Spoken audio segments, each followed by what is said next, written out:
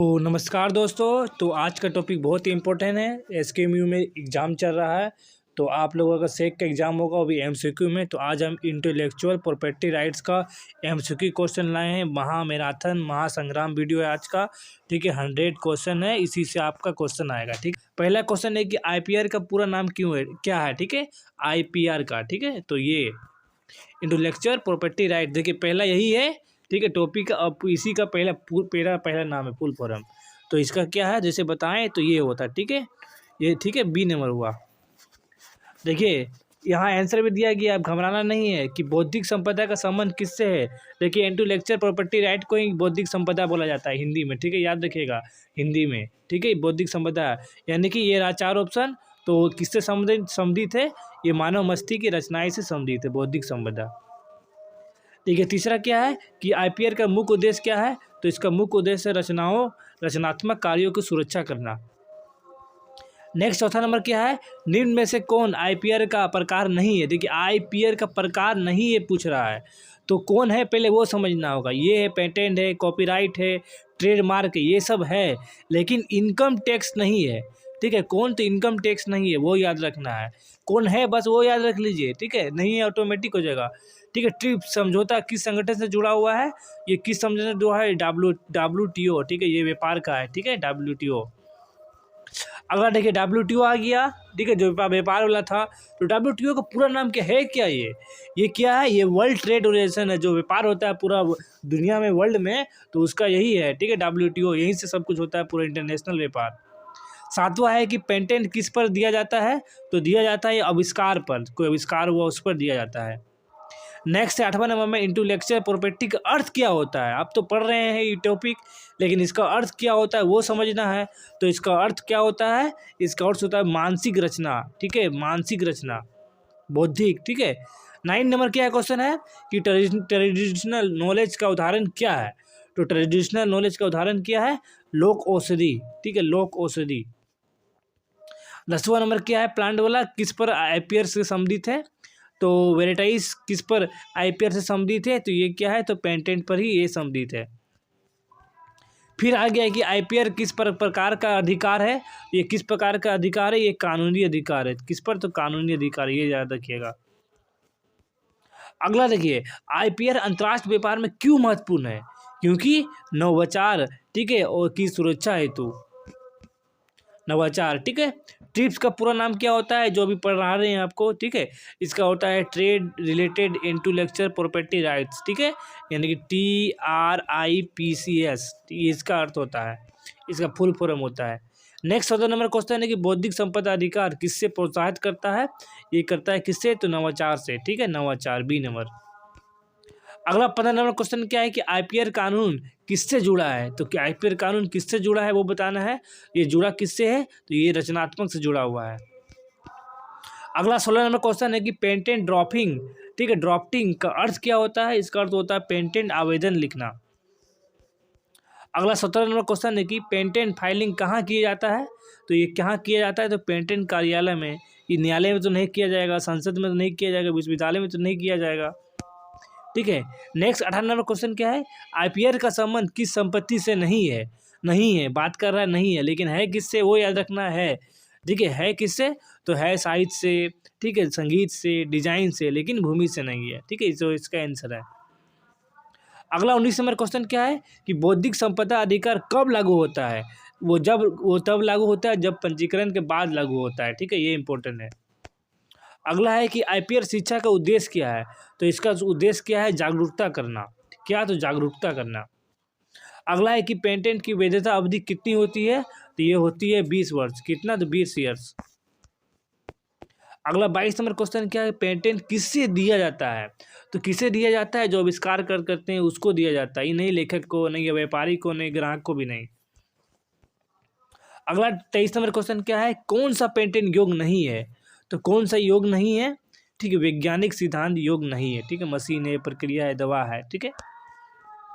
अगला 24 नंबर क्या है, पेटेंट का उद्देश्य क्या है, तो इसका उद्देश्य है आविष्कार की सुरक्षा करना। 26 नंबर क्वेश्चन है कि कॉपीराइट का संबंध किससे है, तो किससे है, तो साहित्य कृति से है, ठीक है। अगला क्वेश्चन है कॉपीराइट एक्ट भारत में कब लागू हुआ, ये कब लागू हुआ था? ये लागू हुआ था 1957 में। कब? तो 1957 में। नेक्स्ट 28 नंबर क्वेश्चन है, कॉपीराइट की अवधि कितनी होती है? इसकी अवधि होती है लेखक की मृत्यु प्लस 60 वर्ष। कितना? तो 60 वर्ष। अगला 29 नंबर क्वेश्चन है, सॉफ्टवेयर किस पर अधिकार में आता है? ठीक है, किस अधिकार में? ये आता है कॉपीराइट के, ठीक है, अधिकार में।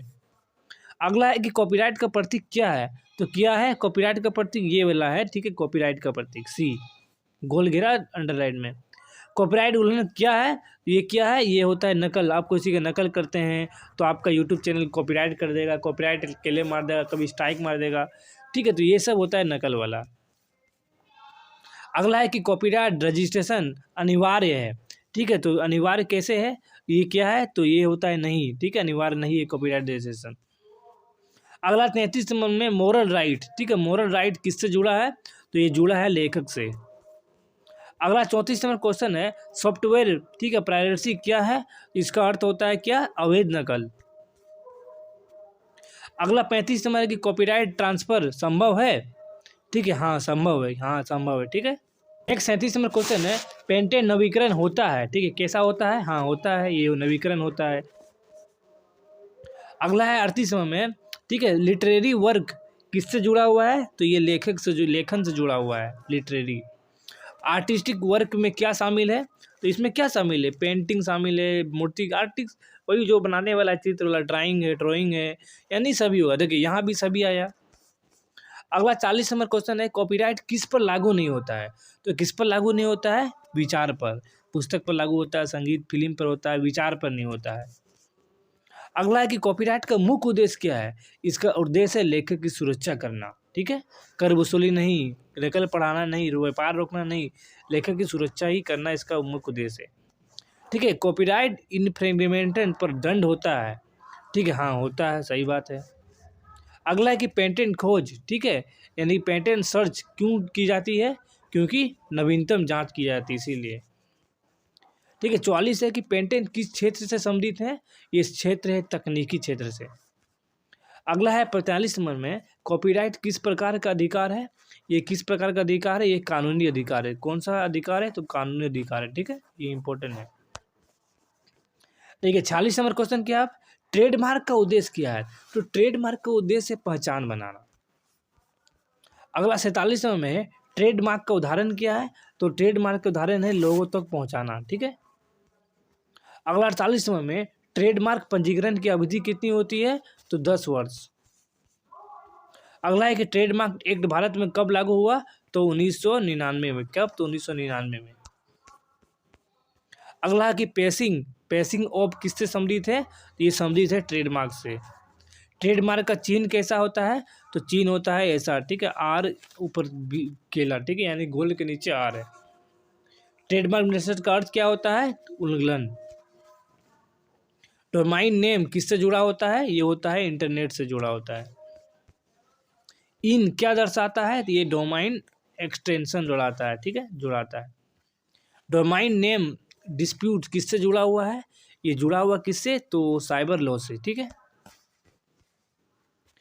ठीक है। अगला क्वेश्चन है क्या है 56 नंबर में, ठीक है, अनरजिस्टर्ड ट्रेडमार्क को क्या सुरक्षा मिलती है? इसको सुरक्षा मिलती है क्या? ठीक है, पेसिंग ऑफ के लिए सुरक्षा मिलती है, ठीक है। 57 नंबर की, ट्रेडमार्क का नवीनीकरण कब किया जाता है? ये किया जाता है 10 वर्ष के बाद। अगला है कि ट्रेडमार्क, ठीक है, रजिस्ट्री कहाँ होता है? रजिस्ट्री ये होता है कहाँ? तो मुंबई में। कहाँ? तो मुंबई में। 59 नंबर है कि ट्रेड सीक्रेट का उदाहरण क्या है? फार्मूला क्या है? तो फार्मूला है, ये 59 नंबर क्वेश्चन हुआ, ठीक है। अगला क्या है कि कॉन्फिडेंशियल इंफॉर्मेशन किससे जुड़ा हुआ है? तो ये ट्रेड सीक्रेट से जुड़ा हुआ है।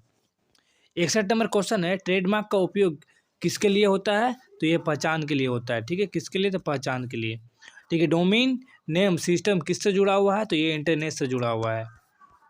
अगला क्या है 63 नंबर में, साइबर स्पेस का संबंध किससे है? तो इंटरनेट से है। किससे? तो इंटरनेट। ट्रेडमार्क किसे अलग करता है? ये किसे? तो उत्पाद को अलग करता है। किसको? तो उत्पाद को, न ग्राहक को, न कर्मचारी को, न सरकार को अलग करता है, ठीक है। ट्रेडमार्क रजिस्ट्रेशन अनिवार्य है? ठीक है, नहीं, ये अनिवार्य नहीं है, ठीक है। ट्रेडमार्क उल्लंघन पर क्या होता है? ठीक है, आप जब ट्रेडमार्क का उल्लंघन कर सकते हैं तो आप पर क्या क्या होगा? तो आपको दंड दिया जाएगा, सही है, जुर्माना दिया जाएगा, कानूनी कार्रवाई होगा, यानी सभी होगा इसमें। ठीक है, पासिंग ऑफ किससे बचाता है, ये धोखा से बचाता है। ठीक है, ठीक है, ट्रेडमार्क एक्ट का उद्देश्य क्या है, तो इसका उद्देश्य ब्रांड को सुरक्षा देना। डोमेन, ठीक है, डोमाइन यानी कि डोमेन नेम पहले कौन देता है, ये रजिस्टर जब हो गए तब देता है। नेक्स्ट 70 नंबर में साइबर लॉ का संबंध किससे है, तो इंटरनेट से है। 71 नंबर क्वेश्चन क्या है, डिजाइन का संबंध किससे है, तो डिजाइन का संबंध किससे है, तो सौंदर्य से है। ठीक है, यानी बी नंबर। नेक्स्ट 72 नंबर क्या है कि डिजाइन एक्ट भारत में कब लागू हुआ था, तो ये 2000 ईस्वी को लागू हो गया। कब, तो 2000 ईस्वी को लागू हुआ था। नेक्स्ट है कि इंडस्ट्रियल, ठीक है, डिजाइन का उदाहरण है। ठीक है, कौन सा उदाहरण है, तो बोतल का आकार, ना कविता, ना सॉफ्टवेयर, ना दवा, बोतल का आकार ही इम्पोर्टेंट है। डिजाइन रजिस्ट्रेशन की अवधि क्या है, तो इसका अवधि है 10 वर्ष। कितने, तो 10 वर्ष। अगला है कि डिजाइन का उद्देश्य क्या है, ये आकर्षण है, डिजाइन सौंदर्य, आकर्षण। ठीक है, डिजाइन कैंसुलेशन कौन करता है, तो ये कौन करता है, नियंत्रक क्या करता है, कौन, तो नियंत्रक। अगला है कि आईटी एक्ट किस वर्ष लागू हुआ था, तो ये लागू हुआ था 2000 ईस्वी को। नेक्स्ट है कि आईटी एक्ट का मुख्य उद्देश्य क्या होता है, साइबर सुरक्षा करना। ठीक है, डिजिटल सिग्नेचर का उपयोग होता है कहाँ पे, ये पहचान के लिए, सत्यापन के लिए, सुरक्षा के लिए, यानी सभी होगा इसमें। ठीक है, इलेक्ट्रॉनिक सिग्नेचर किससे सम्मिलित है, ये होता है आईटी एक्ट से सम्मिलित है। ठीक है, ई गवर्नेंस का अर्थ क्या होता है, डिजिटल प्रशासन। ठीक है, ई कॉमर्स का किस कानून से जुड़ा हुआ है, ये आईटी एक्ट कानून से जुड़ा हुआ है। नेक्स्ट है कि साइबर क्राइम का उदाहरण है, हैकिंग है, फिशिंग है, आइडेंटिटी थीफ्ट है, यानी कि सभी होगा इसमें। नेक्स्ट 84 नंबर क्वेश्चन क्या है कि हैकिंग क्या है, तो हैकिंग अवैध प्रवेश है। 85 नंबर के आइडेंटिफाई थीफ्ट का अर्थ क्या होता है, पहचान चोरी। डिजिटल एविडेंस किससे जुड़ा हुआ है, ये साइबर लॉ से जुड़ा हुआ है। ठीक है, ई कंटेंट वैध है, किससे, हाँ ये वैध है।